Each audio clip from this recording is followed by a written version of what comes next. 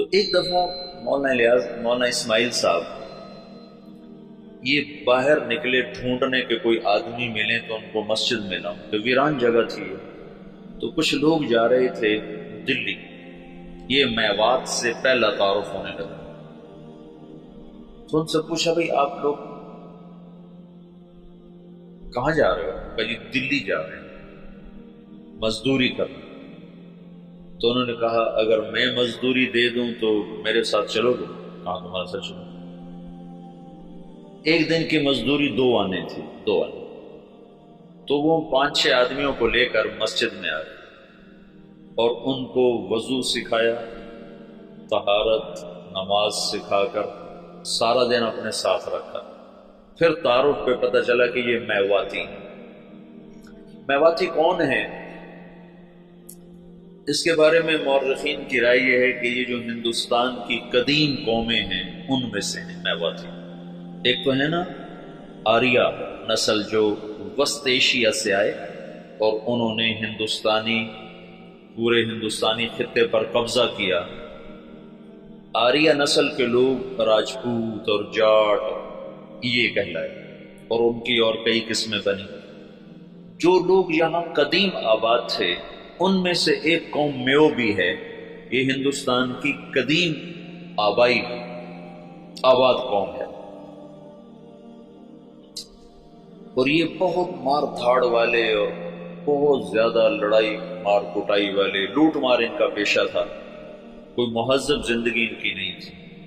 مولانا محمد اسماعیل صاحب رحمۃ اللہ علیہ نے سب سے پہلے ان کو اپنا گرویدہ بنایا، تو انہوں نے جا کر واپس کہا کہ آج تو بڑے آسان کام ملے، صرف اٹک بیٹھک تھی، نماز اور منہ ہاتھ دھونا تھا اور دعانے مل گئے۔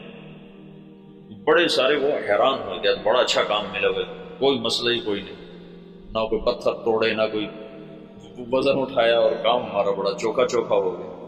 یہ ابتدا ہے۔ مولانا صاحب رحمۃ اللہ علیہ، یہ مولانا اسماعیل صاحب کا جو دوسرا نکاح ہے یہ 1868 میں ہوا، دوسرا نکاح۔ مولانا صاحب رحمۃ اللہ علیہ سے پہلے مولانا یحییٰ صاحب پیدا ہوئے، اور پہلی بیوی سے مولانا محمد صاحب تھے، اور 1880 کے آس پاس میں مولانا صاحب پیدا ہوئے، اور 1898 میں مولانا اسماعیل صاحب کا انتقال ہو گیا، تو ان کی جگہ ان کے بڑے بیٹے مولانا محمد صاحب یہاں بیٹھے۔ 1918 میں ان کا بھی انتقال ہو گیا۔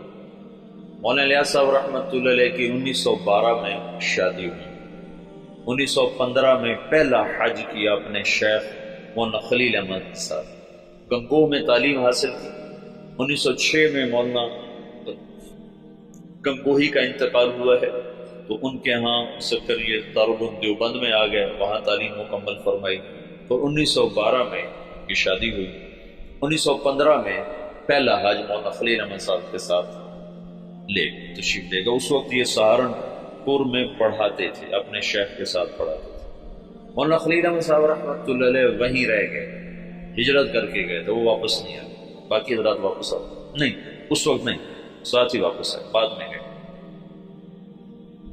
تو 1918 میں مولانا محمد صاحب کا انتقال ہوا، تو مولانا صاحب رحمۃ اللہ علیہ وہاں تشریف لائے، جنازے میں شرکت فرمائی، تو مقامی لوگوں نے، میواتیوں نے کہا کہ اب یہ جگہ خالی ہے تو اس کو آپ آباد کریں۔ تو مولانا نے فرمایا کہ میں اپنے شیخ سے پوچھوں، تو پھر وہ تشریف لائے سہارنپور، اور مولانا خلیل احمد صاحب سے درخواست کی کہ اس طرح لوگ چاہتے ہیں، میں کیا کروں؟ تو انہوں نے یہ فرمایا تم 1 سال کی چھٹی لے کے چلے جاؤ، اگر تمہارا دل لگے تو وہاں رہ جانا، نہ لگے تو پھر واپس آ جانا، مدرسہ سے تمہارا رابطہ نہ ختم ہو، چھٹی لے لو۔ وہ چھٹی کی جو درخواست لکھی تھی نا، وہ پرانے سہارنپور کے مدرسہ میں ابھی بھی محفوظ پڑی ہوئی۔ 1918 میں مولانا الیاس صاحب تشریف لائے نظام الدین، ابھی تبلیغ نام کی کوئی شے ان کے ذہن پر کوئی نہیں۔ 1918 میں شدھی کی تحریک چل پڑی۔ شدھی کیا تھی کہ ہندوؤں نے یہ تحریک چلائی کہ مسلمانوں کو ہندو بناؤ، اور بنیاد انہوں نے یہ اٹھائی کہ مسلمان تو باہر سے آئے، ہم تم ایک قوم ہیں، اوپر جا کر ہم سب کے رشتے ایک ہیں، تو یہ باہر سے مسلمان کون تھے جنہوں نے آ کر ہمارا مذہب بگاڑ دیا، لہٰذا ہم سب کو ایک ہونا چاہیے۔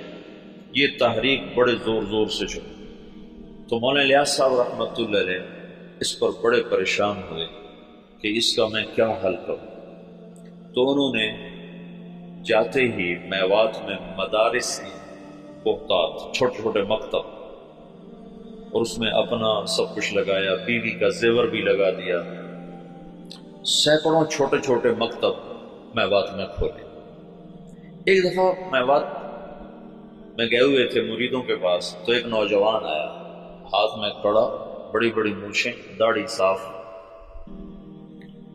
کسی نے کہا یہ آپ کے مدرسے سے فارغ التحصیل حافظ قرآن ہے۔ کہنے کہ حافظ، اس کا یہ حلیہ کیوں ہے؟ کہ یہ ماحول کی وجہ سے۔ تو یہ پہلی چوٹ لگی اور دل میں خیال آیا جب تک تمام طبقات میں دین نہیں آتا تو چند طبقوں میں دین کا لانا یا چند طبقات میں دین کا آنا یہ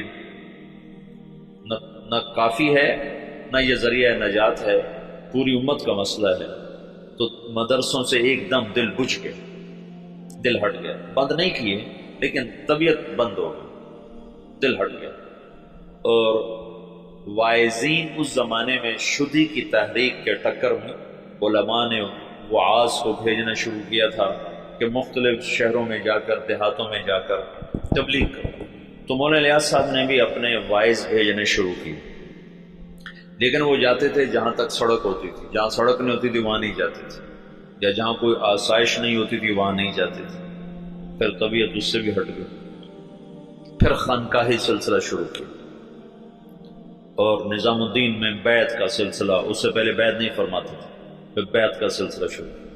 تو بہت جلدی مریدوں میں ترقی ہونے لگی، اور مریدوں کا اضافہ بھی، اور مریدوں کے تزکیہ کے حالات بھی بڑے اچھے۔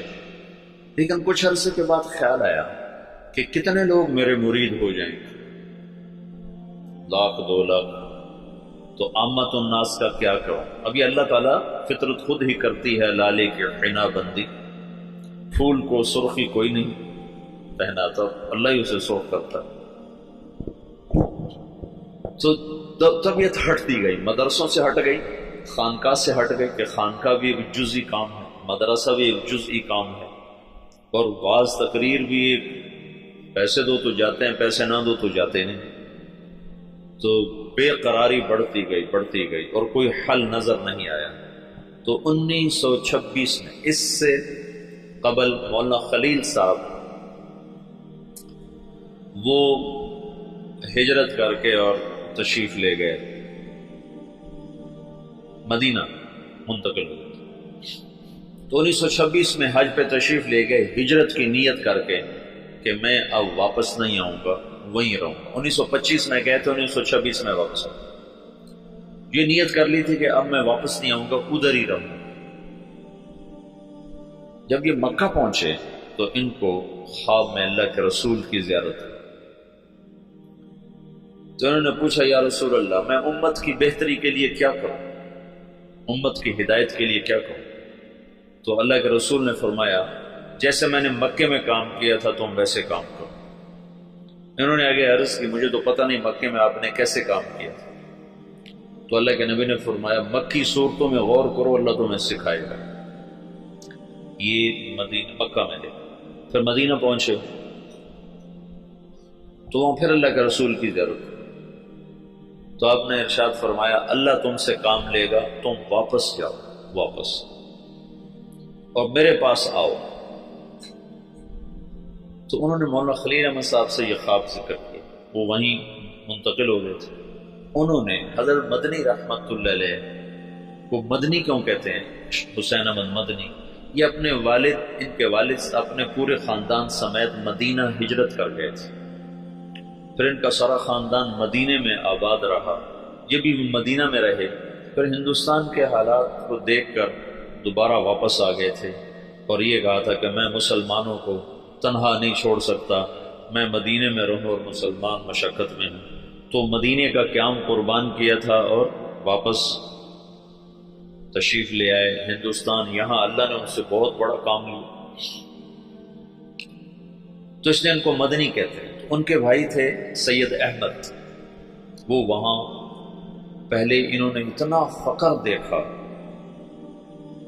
کہ حضرت مدنی فرماتے ہیں میرے والد سبزی منڈی جاتے تھے شام کو، تو جو سبزی وہاں گلی ہوئی سڑی ہوئی لوگ پھینک کے چلے جاتے تھے نا، وہ اٹھا کے لاتے تھے، پھر اس کو صاف کر کے خالی ابال کے ہم کھاتے تھے کہ اس میں نمک مرچ ڈالنے کا بھی سکت نہیں تھی، اس طرح شروع کر دی۔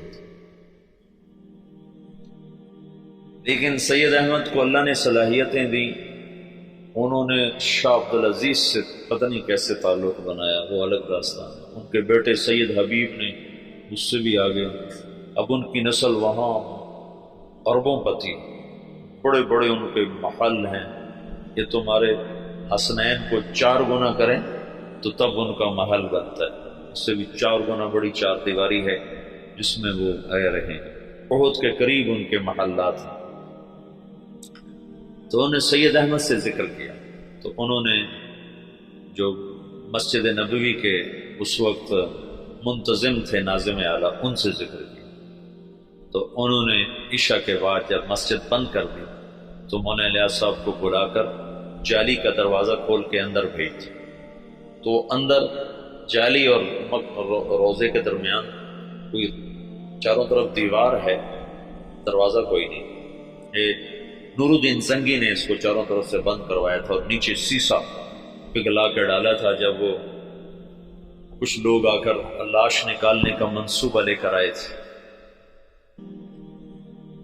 3 راتیں وہاں سوئے، 3 راتوں میں سارے کام کی یہ تو خود تو عقل سے تو آ نہیں سکتا، سارے کام کو سکھایا گیا، بتایا گیا، اور پھر یہ کہا گیا ہندوستان جاؤ اور جا کر عوام الناس میں کام کرو، علماء میں نہیں، ورنہ وہ مخالفت کریں گے۔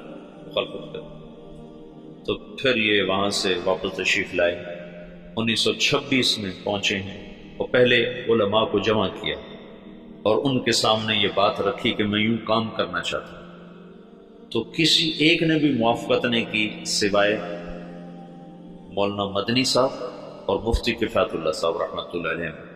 ان 2 حضرات نے بات کو لیا اور سمجھا اور کہا کہ ہاں یہ تو دعوت والا کام ہے، لیکن یہ کرے گا کون؟ کہا یہ تو اللہ کرے گا، میرے ذمہ جوہد ہے۔ پھر وہ بندہ فنا فی التبلیغ ہو